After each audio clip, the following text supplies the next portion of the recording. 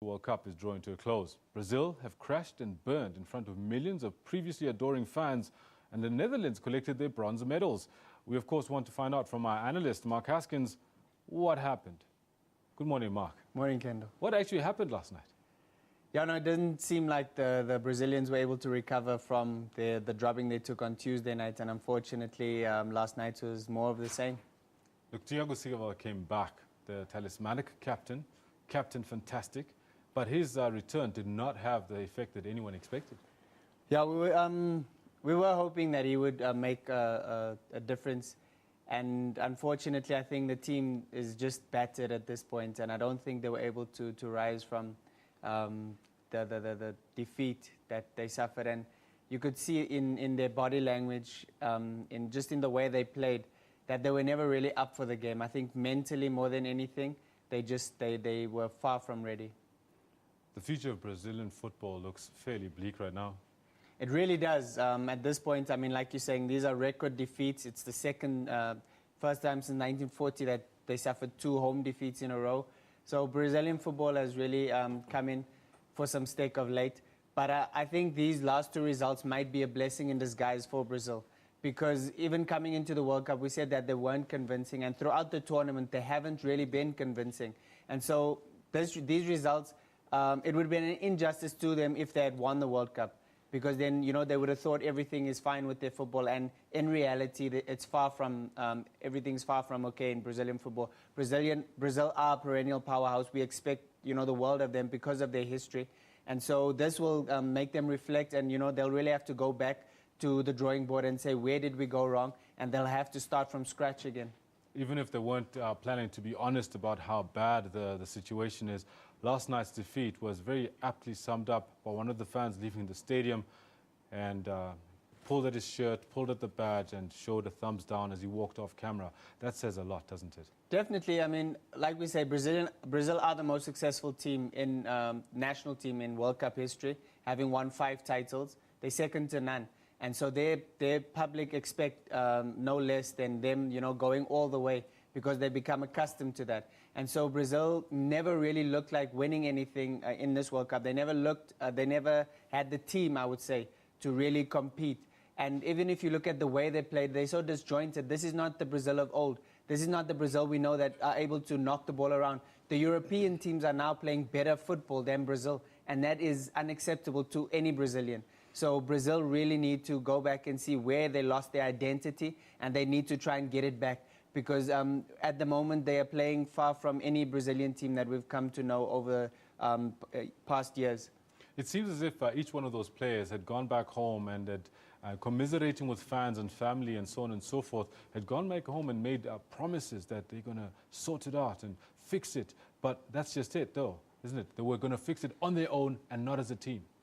Something like this you can't fix overnight. This is a problem within the team. They literally, even if you look at their pattern of play, they don't have any pattern of play. The way they're playing, it's like the attacking players are trying to make things up as they go along.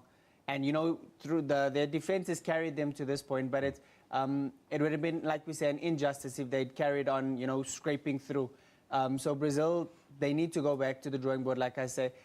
Their pattern of play, they need to find a way of linking up with one another, because at the moment it's just individuals trying to stir up moments of brilliance and trying to get goals that way instead of combining as a team. And that's what we've known of from Brazil. Look, the Dutch looked very happy to get their bronze medals, even though their coach, Louis van Gaal, early on in the weekend made some negative comments about the relevance of the third-place playoff. I don't know if that was maybe part of the psychological thing, maybe trying to get Brazil to think that he's not going to come and take this game serious. But even if you look at the lineup he put out, that, you know, from the word go, this is a game he really wanted to win. Because like we said yesterday, I thought maybe he'll give some of the younger players a run, but he didn't do that. He stuck with the captain, Van Persie. He made sure that the leaders were still there. All his best players were still playing. Schneider would have played as well if he picked up an injury in warm-up, I think. So he still put out his best lineup. So that showed his intent coming into this game, that he was there to play the game. He meant business. And also for the Netherlands, they made history also, because they haven't lost a match. Coming in the World Cup, the entire 7 games they've played, they haven't lost a single match, and no Netherlands team has ever done that, gone to the World Cup and played 7 in a row and not lost. So they go back having made history as well. And with the bronze medal, years down the line, all these players are going to look back at that medal and they're going to treasure it. You know, I can imagine. Look, it wasn't just a one-sided affair. The Netherlands were there as well. So I'm glad we're touching a little bit on them. I just want to go back a little bit to the very first yellow card in the tournament, in the losers' final, for diving. Oscar. Yeah, it was a contentious one. You see that I think if he didn't throw himself to the ground, there was contact and he would have gotten the penalty. But he tried to simulate it as well to, you know, just make the ref, make sure of the decision, so to speak. If he just played and gone down naturally, I think he would have gotten the penalty. But the fact that he threw himself to the ground is kind of, I think, what made the ref think he was diving, and that's why he got the yellow card. So, Mark, are you conceding that there's an art to getting a penalty in the penalty box? I think players should just allow, when they get fouled, should just go down naturally. But as soon as they throw themselves and they start, you know, flailing through the air, that kind of puts doubt in the referee's mind. So now the ref has to decide whether you're diving or not. But if you just go down naturally as the tackle is made, because there was contact, and he would have gotten the penalty. But the fact that he threw himself down even more, I think that's what made this decision go against him. Fernandinho went on a bit of a rampage throughout the match, kicking almost everything that he could see, even blades of grass almost. Yeah, it's a frustrating time for any Brazilian player. As a Brazilian player, you know that you know the world expects so much of you, and this team never looked like they were going to do anything, like they're going to be a threat to anyone. So at this point, I think all the players were frustrated, and a guy like Fernandinho is a holding midfielder. It's difficult. They starve of possession, so you know you do get frustrated during the game, and anything you see in front of you, it's like either the man or the ball or both, and that's what it seemed. You know the method that they seemed to take yesterday. Coming back to the Dutch team, this side looks very promising. These youngsters that have been brought into the team by Van Gaal, they've got a bright future ahead of them. Definitely. I really like what the coach has done. The funny thing with the Dutch is that their media back home, when this final selection was made, they weren't actually given much of a chance. And so they've surprised all, especially in their home country. They've surprised just about everyone. And so going forward into the future they've got a lot of players who are born in the late 80s, early 90s. So this team could be together for a while yet. And so the Dutch look really promising going into the 2016 Euros and then again, obviously, the 2018 World Cup. If they can keep this group of players together, they're going to be a force to be reckoned with. All right, now, talking about which, we'd really like to see what we've got in terms of tweets, what's happening in Twitter sphere, social media, and see what comments have been coming up in terms of reactions to this dismal loss. Again, second time, 95 minutes. The second goal that happened was 95 minutes of pure horror when 9 goals had been scored against Brazil. That's just amazing records there. Yeah, Brazil, it's a sad day in Brazilian football. It's a sad week, I should say, in Brazilian football. It's going to take them a while to recover from it, and I think they really they're going to have to do some introspection and see exactly where they went wrong and what they're going to need to address going forward, because this team as a whole and even the technical team is going to have to be revamped, and they're going to have to come with some fresh ideas. All right. Now, Mark, what do you think? What happens next in terms of how FIFA organizes these kinds of tournaments? Do they go through proficiency tests for their teams or not? Because, I mean, a lot of people, for example, were quite sad when Bafana didn't qualify on calculators for the World Cup. Would have been a shocker the way the World Cup has been played. I don't think they're going to review their qualifying process. I think the qualifying process has worked up to now. You have to, to get to the World Cup, you have to be the best in your qualifying region. You have to beat everyone that's set in front of you. And so I don't think they're going to change any of that. Up to now, the process has worked, and I think if it's not broke, don't fix it. All right. Now, with that said, I do believe that the Brazilians themselves are looking to, because a lot of people were calling for an overhaul of the entire team. Luis Felipe Scolari, there were posters in there. He was being booed and jeered. Thank you for 2002. Some of the posters are saying, hope never to see you again. Do you think those kind of responses to the 2 losses were justified? It's their worst record loss of all-time record loss in the semi-final of a World Cup. So definitely supporters and fans are not going to be happy. And yeah, they're going to be happy to see the back of the coach, even though he has won the World Cup for them. I don't think they worry too much about that. Their main concern was winning the World Cup on home soil, which they haven't done, because even when they hosted it in 1950, they lost in the final. And this time they didn't even reach the final. And so for them, that's a disappointment, and that's no matter what happens, it's a failure. And so he's definitely going to be seen as a failure from now on. Well, Mark, thank you for that. Let's see what people are saying on Twitter. We do have a couple of tweets that are up. Let me see. Ashray Panwari says, Brazil, Netherlands, a huge setback for football, crazy nation. Too true. Definitely. Yeah, Daniela Alex says, Chile should have beaten Brazil on penalties and saved them the embarrassment. Yeah, I think FIFA might be, well... Yeah, I don't know what would have been worse, the defeats that they suffered or having gone out in the round of 16 or the quarterfinal. That might have been easier to swallow for the Brazilian nation. No, true that. And Dean Staggs reckons not even a bronze medal for the hosts at Brazil 2014. Let's hope that's not an omen for Rio 2016. Looking forward to the Olympic Games. And it's actually been quite interesting how a lot of people have drawn parallels between the way the infrastructure setup has gone for the Olympics versus the World Cup, and how both have been delayed. Yeah, I mean, with the World Cup, obviously it's spread over a couple of cities, but obviously the Olympics is held in one city. Concentrated in that city. It's concentrated in one city, so they'll obviously over the next 2 years, Rio is going to be the focus. But then having said that, Brazilians are not known for being great Olympic medalists, are they? Not really, but I mean, obviously, when you're hosting any international event of this magnitude, you want to prepare your best athletes. I mean, they're an athletic nation, so I'm sure they're going to try and get, some athletes out there who can compete. Okay, well, let's see what Antoinette has got to say. I tried to make a password Brazil defense, but the site says it's too weak. Ooh, that was clever.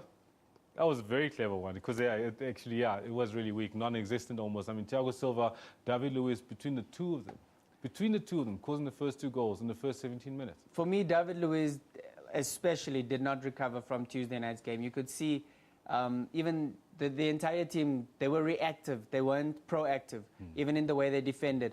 When they saw a situation, they didn't proactively assess the situation and see where the danger was and then react. They rather, when the danger was already happening, that's when they reacted, and by then it's too late. And that's what was even the problem on Tuesday night. And so it's spilled over into this game. And unfortunately, like we say, 10 goals in 2 games, it's unacceptable. Do you think Jose Mourinho is even happy now that he's gotten rid of David Luiz?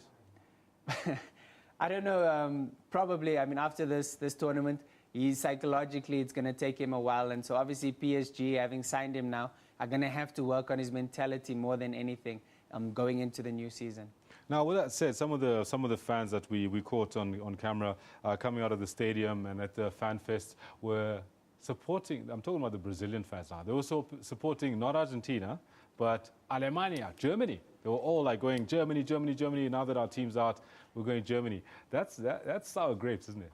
Definitely. I mean, obviously, there's a great rivalry between the two nations, and I think it definitely stems from the question that's in the air of who's the greatest player of all time. The Pele-Maradona debate is kind of why these two teams, in terms of football, are at loggerheads, because each one believes their man is the greatest of all time.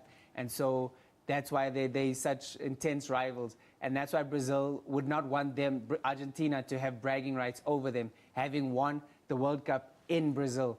That would be a tough one for Brazil to take. And added to that duo of Pele Maradona would then all of a sudden have a Lionel Messi in there. So 2 Argentinians against the Pele. Exactly. I mean, Leo Messi stands to become one of the greatest footballers of all time. I think everyone has pretty much said it. All that's short from his resume is a World Cup win.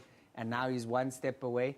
And if he was to get it, definitely How do you think the Argentinians are seeing this rollout? I mean, these are their neighbors. These are their much feared and very heavily meddled neighbors who are crashing and burning at every single corner, like against Germany, a 7-1, against the Netherlands, when everybody says, look, Thiago Silva is back, picking it up. Neymar, we saw shots of Neymar looking on in horror. Filippo Scolari looking very sad. How do you think that Argentinians are seeing this play out? Are they rubbing their hands in glee as like, oh yes, now it's our chance to get one up over Brazil? Or are they just focused on their match against Germany? I definitely think they're more worried about their game against Germany, because they know that the same thing could happen to them against Germany. They're very wary of this German team, because this German team is very clinical. In the way this German team play, Argentina know that if they make any mistakes whatsoever, they will get punished. And I think the nation as a whole will hope that the same, because Brazil are really hoping the same happens to Argentina, Yeah. so that they can spare their blushes as well. But Argentina will be. I don't think they're worried too much about what's happening with Brazil. They would definitely be focusing on themselves and trying to make sure that they are able to compete on the day and that they don't get run over the way Brazil was run over. All right, let's see if there's two more tweets that we can get before we ring off, because we do want to save some of your wise words for the preview, which we're doing in the next hour. If there are any more tweets, I would like to bring them up for you and let you know what else is being thought of. But if not, okay, those are not coming through. But with that said, Mark, I reckon that these two matches that Brazil has just played create brand new records. Everybody knows that. They will have to do a lot of soul searching, a lot of digging deep in their hearts and minds as to why it is they were considered the best in the world for so long, and perennially they're considered the best in the world, because it's a machine. I mean, they push out the best players in the world every single year. And the soul searching, do you think they would have done enough of it and in time for Russia? I don't think they've done enough over the years, because if you go back all the way to 2006, in 2006 they lost in the quarterfinal to France. In 2010 they lost to Holland, and so obviously they haven't really done enough. Coming into this tournament, they've actually done better than the last two editions. So they're going to really need to start over in order for them to really compete at the world stage again. All right, phenomenal. Mark, fantastic stuff. Catch you in an hour when we discuss the preview for the Argentina-Germany match. Looking forward to it. Thanks. I forgot my flag, but I'll still be saying it. Argentina's taking this one, but we'll speak about that a little later. We'll be taking a short break, and we'll be back with more news at the top of the hour.